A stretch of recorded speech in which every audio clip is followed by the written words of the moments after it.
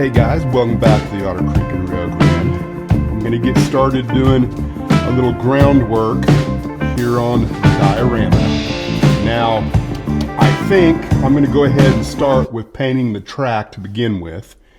And I've got some, I guess, raw umber. I don't remember what I used to create that, but basically it's brown and black mixed together, roughly 50-50. And before I do any painting, I've got a little bit of clean alcohol that I want to run through the airbrush just because I haven't used it in a while.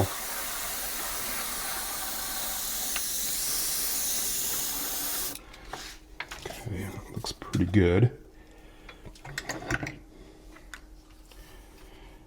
I don't have a lot of experience airbrushing anything, but I have come quite a way since I first attempted to do it. And we'll see how this goes.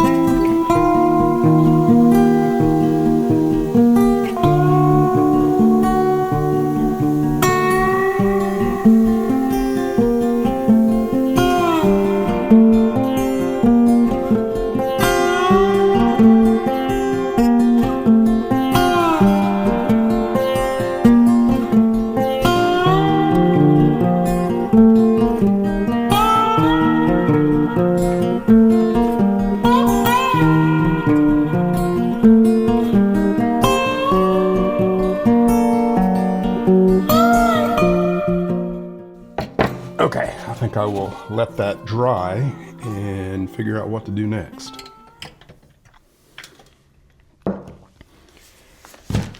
One of the things that I have an abundance of in my area is this red clay rock stuff. And as an experiment, I want to use this on this diorama just to see if I like it. And if I don't like it, can I change the color of it to something that I do like?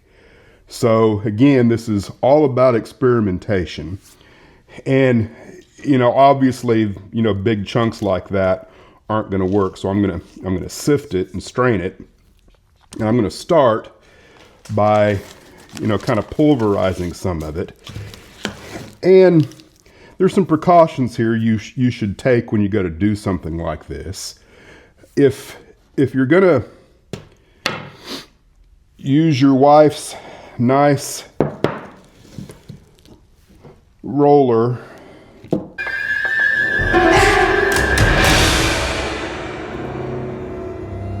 don't let it roll off of your workbench. And if you do, make sure she's not making chicken and dumplings the same night and will need to use it, because, you know, there's always a chance you could replace it, you know, maybe with an exact replica and she would never know. But I don't know how I'm going to survive this. This might be my last video, so let's make the most of it.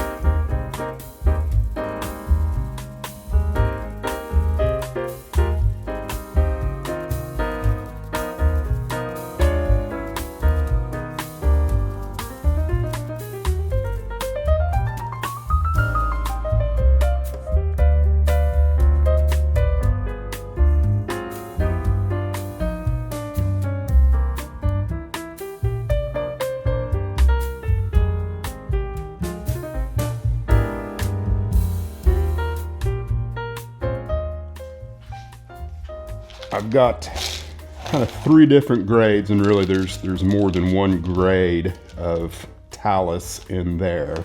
I've got coarse, probably, I don't know, a medium fine, and then a fine, and then this can also, you know, do the Luke Talon through a stocking trick to get it even finer if you need it to be. So the trick is going to be what happens if I put this on the diorama, seal it with matte medium, and or paint it. You know, is the matte medium going to preserve this, and can I paint it up without worrying about what happens to it afterwards? You know, it's kind of a long-term experiment. I'm sure someone in the comments below will tell me either, yeah, that works, or are you crazy? That's not going to work. So I'm going to do it on the diorama and just kind of see how it works. I want to go ahead and maybe try and paint on some full strength matte medium, or real close to full strength matte medium.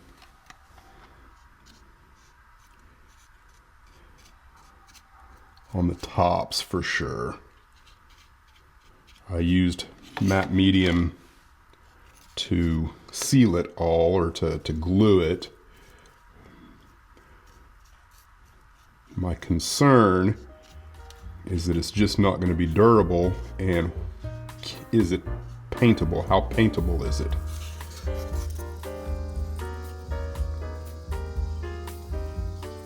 I suspect it'll be just fine.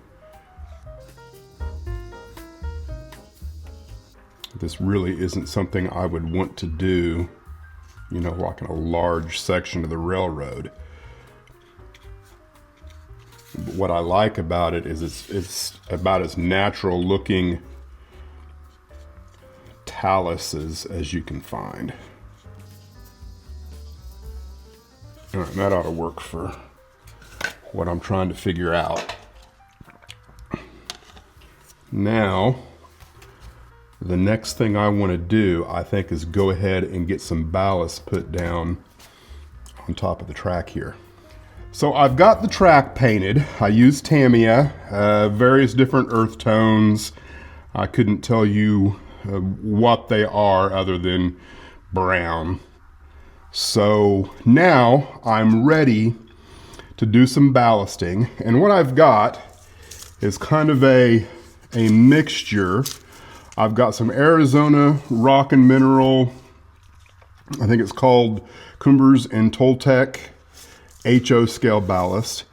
And then I've got some New England brownstone super dirt, and then some New England brownstone N-scale ballast, which I think most of it is the N-scale ballast. And the idea is, you know, when the narrow gauge laid track, my understanding is that they didn't really spend a lot of time, energy, and money on roadbed, and they kind of just used what materials were available and didn't use a lot of dedicated ballast. I might not be 100% right about that, but that's kind of my understanding. So that's kind of what this is supposed to represent. I don't know how well it'll work, but I'm going to get started doing some ballasting.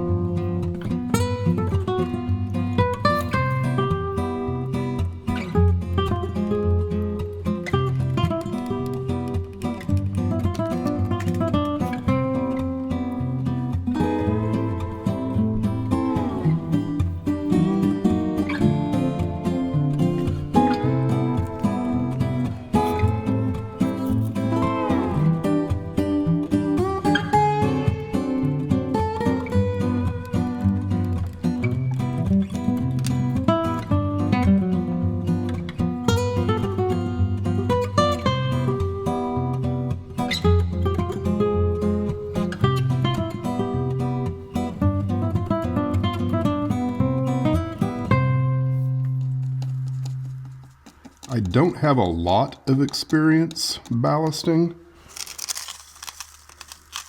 Pretty much the time saver and a previous in-scale layout is about the only thing I've ever ballasted. And seems to me like doing it in smaller chunks of amounts of ballast and working it a little bit at a time seems to work the best for me. And then having a brush that is just about the right width of all of your tie.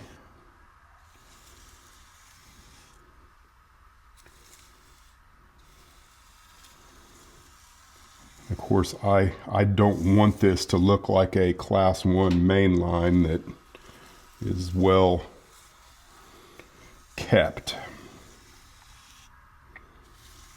In fact, this should technically probably be a siding.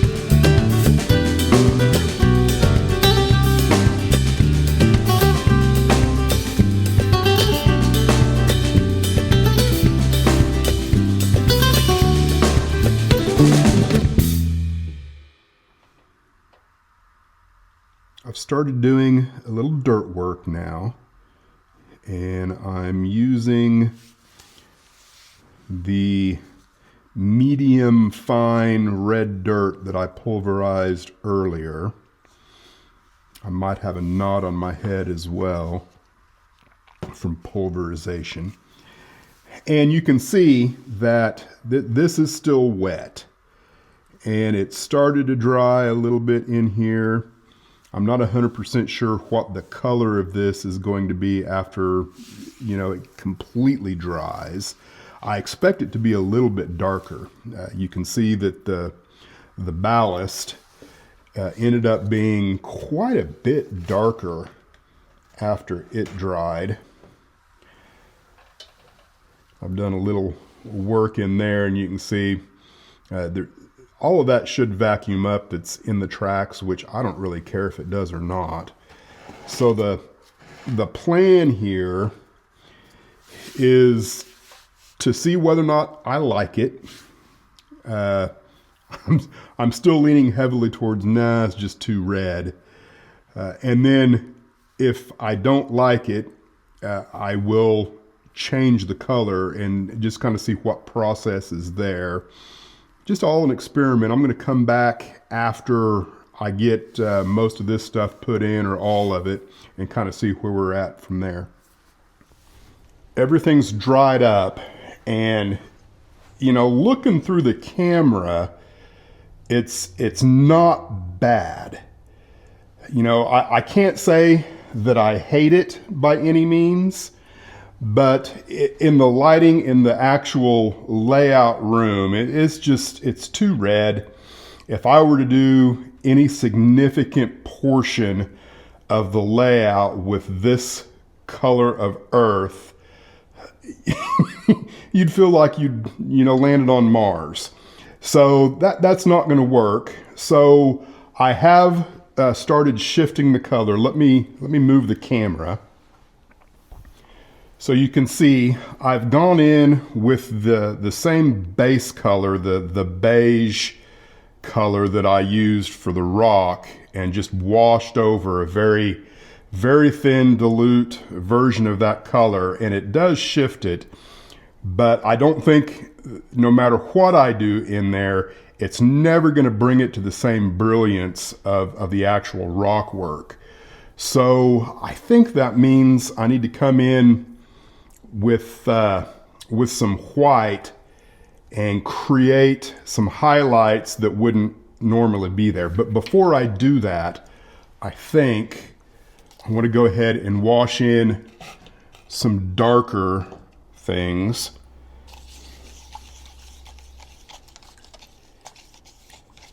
And this may be way too dilute to do any good. I think it is. I let my stuff sit overnight, and actually it's over 2 nights, and a lot of the water evaporated out. So I added more water this morning, and I think without a doubt it's not strong enough. All right, I'm going to add a little more pigment to this. Okay, this should be a little bit better.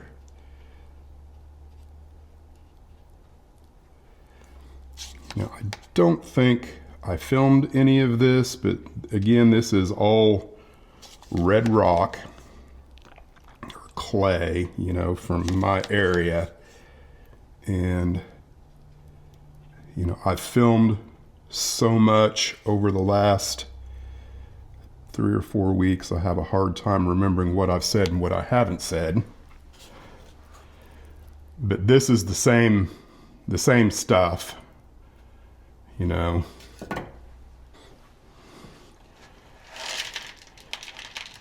that's all it is. It's actually dirt more than anything else. Dirt, or a type of clay.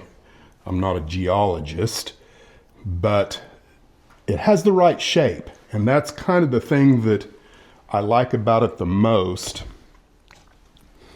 is that it's very representative of what I think it should look like as it's chipped off of something. There are a lot of jagged edges.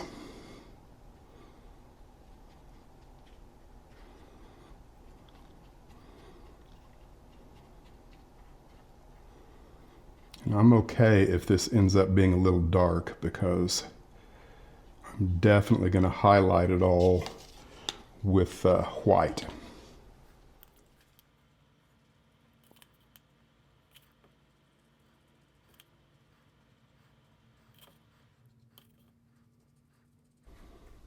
It's all fixed with matte medium, sealed and double sealed, because if you let this get very wet, it will turn into mush, especially if you put any kind of pressure on top of it. All right, I'm going to let that dry, and then I'm using this corner right here as a test piece for the bigger test piece. That's kind of what I'm trying to do. We're just trying things. I went in and airbrushed with Tamiya white. Now, it's not, I would call an opaque white for sure. I used very thin paint, And I was a little worried, because I used matte medium to seal all this. And as you know, matte medium and alcohol don't really get along well with each other. But I did very gentle, gradual passes until I got, something that's kind of white. Now the trick is going to be, can I come in with the same colors I used here and kind of make this all match, which I don't think it's going to be that big of a trick, especially if I also use the airbrush afterwards to blend. So, my takeaway here for sure at this point is I don't like the red dirt. The red dirt can be changed, but it's pretty labor intensive. And then, kind of the big thing here is I should have added all of this talus before I painted any of this, so that this could have been painted white at the same time this was. I don't really remember why that happened. I just didn't really think about it at the time, but for sure all of this stuff should have been put in and given a base coat of white at the time that this was done, so I could have done it all at once. But it's all testing, all a learning experiment. I'm gonna see if I can match this and come back.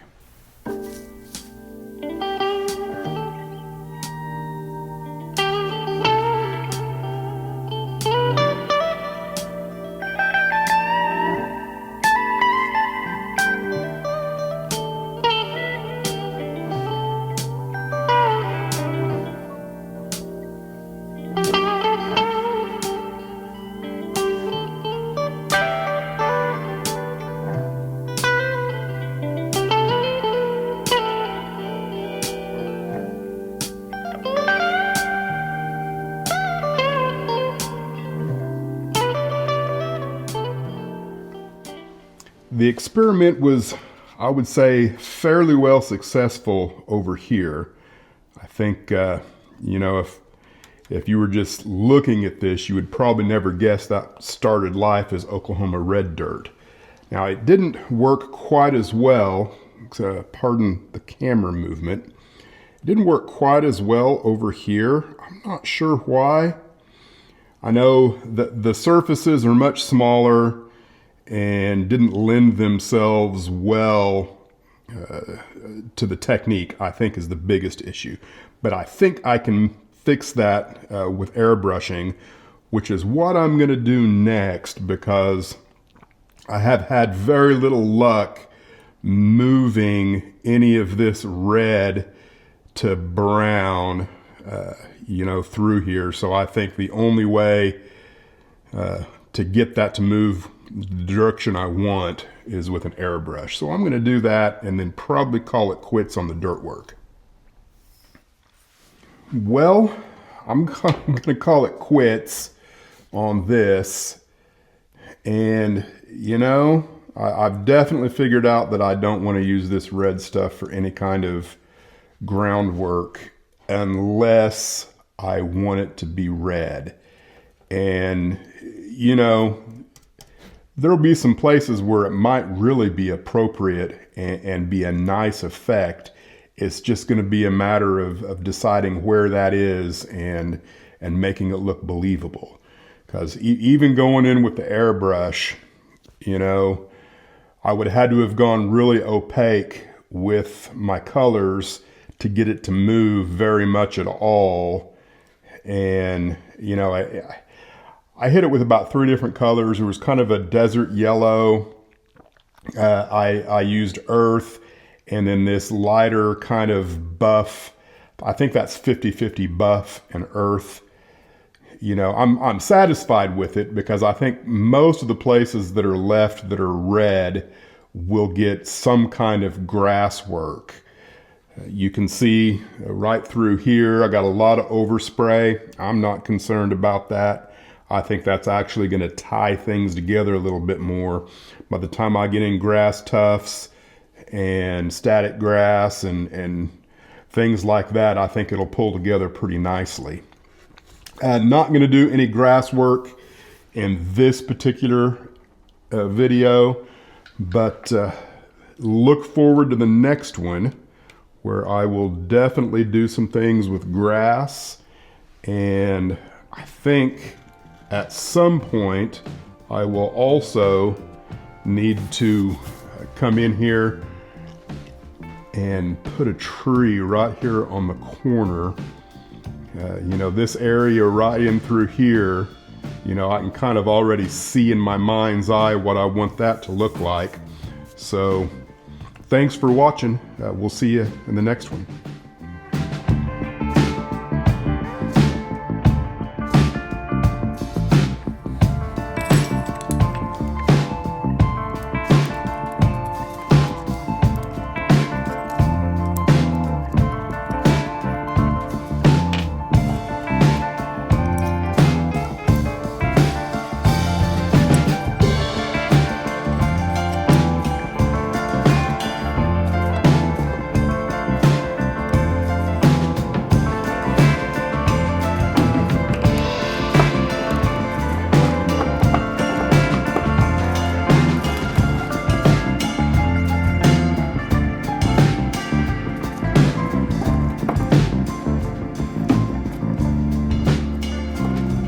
I'm